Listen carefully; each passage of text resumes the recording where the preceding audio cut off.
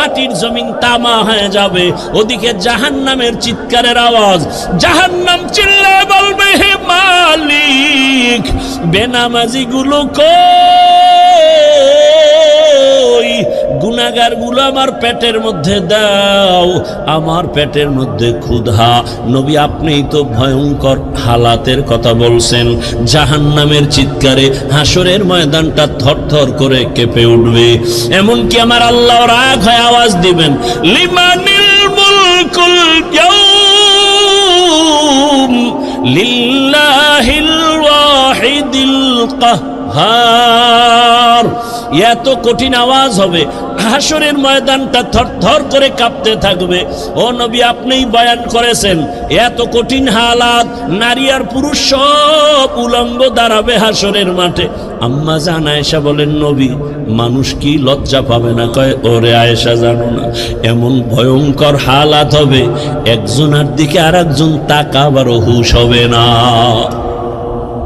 এমন কঠিন অবস্থায় আল্লাহর নবীরা পর্যন্ত কান্না শুরু করবেন। আদম নবী কান্না করবেন, ঈসা নবী কান্না করবেন, ইব্রাহিম নবীর কান্না, মুসা নবীর কান্না, দাউদ পয়গম্বরের কান্না, নূহ পয়গম্বরের কান্না চলবে। নিজের উপায় নাই, কি উপায় হবে সেই চিন্তা, উম্মতের চিন্তা নাই।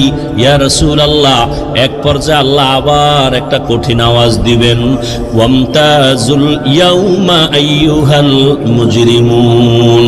আল্লাহ একটা গায়বী আওয়াজ দিয়ে বলবেন, ও গুনাহগারেরা, ও বেনামাজিরা, ও বেপরদাওয়ালারা, যারা কোরআন হাদিস মানো নাই, আলেম ওলামা মানো নাই, নবী রাসূল মানো নাই, আজকে আমার নেককারদের থেকে তোরা আলাদা হইয়া যা, নেককারদের থেকে আলাদা হ। গুনাহগারেরা ভয়ে আলাদা হবে না। আল্লাহ বলবে, আমি কুদরতি ভাবে বাছুনি দিব, বাঁচতে গিয়া যখন ধরে ফেলবো, ওই গুনাহগারগুলো বাতাসের মতো উড়িয়া উড়িয়া জাহান্নামের রাস্তায় পড়বে। আর আল্লাহ বলবেন, ও আমার নেকাবুলওয়ালা, ও পর্দাওয়ালা নামাজি, সূর্যের গরম মাথায় লাগাইস না, আরশে আজিমের নিচে গিয়ে অপেক্ষা কর, রহমতের নবীর সাথে তোমরা সব জান্নাতে যাইবা।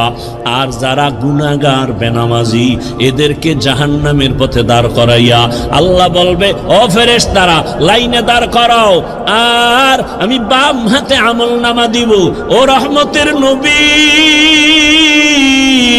আল্লাহ যদি আমি আবু বকরকে ডাইকা বলে, আবু বকর আমার জান্নাত পাইয়া কি নিয়ে আসছো বলো, আমি যদি বলি আল্লাহ তোমার জান্নাতের মোহাব্বতে তোমাকে পাওয়ার জন্য নামাজ রোজা তেলাওয়াত জিকির নিয়ে আসছি, আল্লাহ যদি বলে আবু বকর আমি যেইভাবে নামাজ চাইছি ওইভাবে হক আদায় করে নামাজ আদায় করো নাই, আমি যেইভাবে রোজা চাইছি ওইভাবে হক আদায় করে তুমি রোজা আদায় করো নাই, তোমার আমল আমার কাছে পছন্দ হয় নাই, সাথে সাথে আমার উপরে জাহান্নামের অর্ডার জারি হয়ে যাবে।